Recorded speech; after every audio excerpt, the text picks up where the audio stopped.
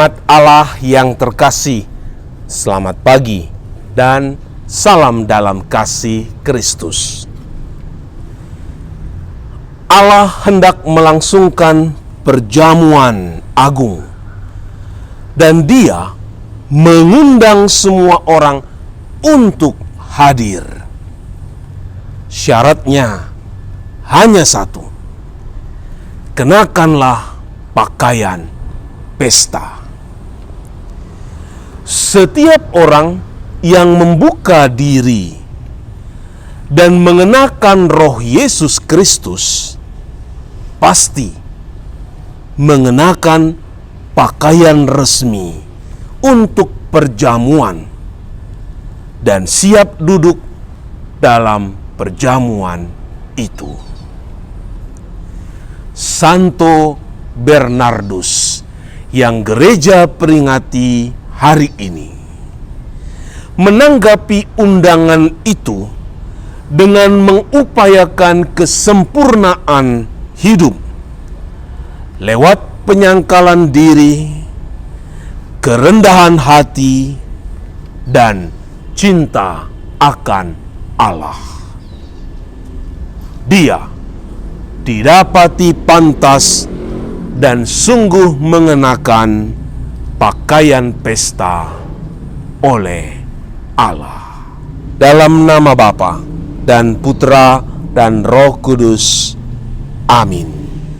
Allah cahaya kebenaran sejati, Engkau menjadikan Santo Bernardus bercahaya gemilang di dalam gerejamu. Semoga berkat doanya kami semakin bergelora dan bersemangat untuk mengenakan roh Yesus Kristus Putramu, agar kami pun dapat mengenakan pakaian pesta di dalam perjamuan agung yang Engkau selenggarakan. Dengan pengantaraan Kristus Tuhan kami. Amin.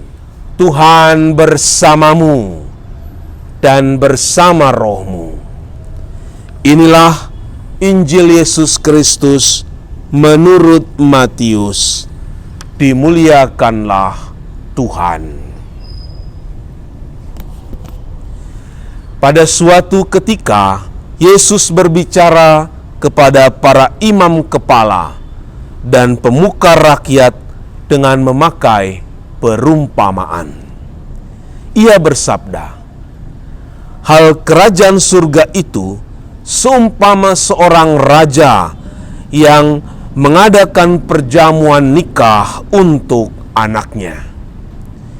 Ia menyuruh hamba-hambanya memanggil orang-orang yang telah diundang ke perjamuan nikah itu, tetapi mereka tidak mau datang. Raja itu menyuruh pula hamba-hamba lain dengan pesan, 'Katakanlah kepada para undangan, hidanganku sudah kusediakan. Lembu-lembu jantan dan ternak piaraanku telah disembelih. Semuanya telah tersedia. Datanglah ke perjamuan nikah ini.' Tetapi para undangan itu tidak mengindahkannya. Ada yang pergi ke ladangnya, ada yang pergi mengurus usahanya, dan yang lain menangkap para hamba itu, menyiksa dan membunuhnya. Maka murkalah raja itu. Ia lalu menyuruh pasukannya ke sana untuk membinasakan pembunuh-pembunuh itu dan membakar kota mereka. Kemudian ia berkata kepada para hamba, 'Perjamuan nikah telah tersedia, tetapi yang diundang tidak layak untuk itu. Sebab itu, pergilah ke persimpangan-persimpangan jalan dan undanglah setiap orang yang kalian jumpai di sana ke perjamuan nikah ini.' Maka pergilah para hamba, dan mereka mengumpulkan semua orang yang dijumpainya di jalan-jalan, orang jahat dan orang-orang baik, sehingga penuhlah ruangan perjamuan nikah itu dengan tamu. Ketika raja masuk hendak menemui para tamu, ia melihat seorang tamu yang tidak berpakaian pesta. Ia berkata kepadanya, "Hai saudara, bagaimana saudara masuk tanpa berpakaian pesta?"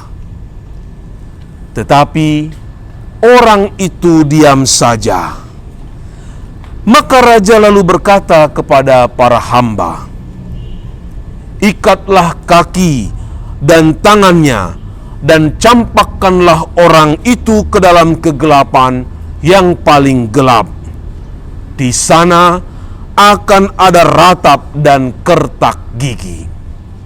Sebab banyak yang dipanggil, tetapi sedikit yang dipilih." Demikianlah Injil Tuhan. Terpujilah Kristus.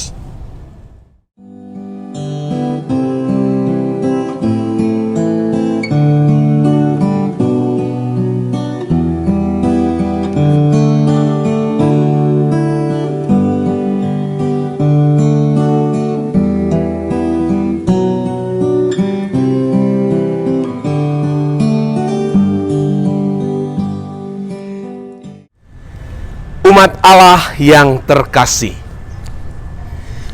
perumpamaan yang Yesus sampaikan tampaknya secara langsung ditujukan kepada para imam dan penatua Yahudi guna menyindir ketidakpercayaan mereka kepada Yesus. Mereka ibarat tamu yang diundang dan menolak untuk datang ke pesta perjamuan dengan pelbagai alasan yang mereka kemukakan. Pergi ke ladang, mengurus usaha, bahkan ada yang menangkap, menyiksa, dan membunuh para hamba yang diutus oleh sang raja. Mereka yang pertama kali diundang dan menolak ialah orang-orang yang telah menolak kehadiran para nabi. Padahal para nabi mengajak mereka untuk bertobat dan memperbaiki hidup di hadapan Allah. Mereka yang diundang kemudian dan menolak ialah orang-orang yang mengabaikan seruan dari Yesus Kristus dan para rasulnya. Menolak Yesus berarti menolak hidup di dalam rohnya yang membawa orang pada pertobatan yang berkenan di hadapan Allah. Itulah pakaian pesta yang pantas di mata sang raja. Dalam tradisi Yahudi, perjamuan sering digunakan sebagai metafor kerajaan Allah. Sekalipun para undangan menolak untuk datang, perjamuan tetap akan berlangsung. Dan kini, undangan berlaku bagi siapa saja yang menyediakan diri dan mau datang. Konsekuensi terbesar dari sikap menolak dan tidak mau datang ialah tidak ambil bagiannya di dalam perjamuan keselamatan. Kekosongan itulah yang diisi oleh para tamu lain yang bersedia datang ke pesta, dan awalnya mereka mungkin bukan undangan. Mereka ialah orang-orang yang di persimpangan jalan. Ada yang baik, tetapi ada juga yang jahat. Sehingga ruangan itu menjadi penuh. Allah yang Maha Kudus mengundang kita untuk menikmati kekudusan hidup yang telah Dia sediakan.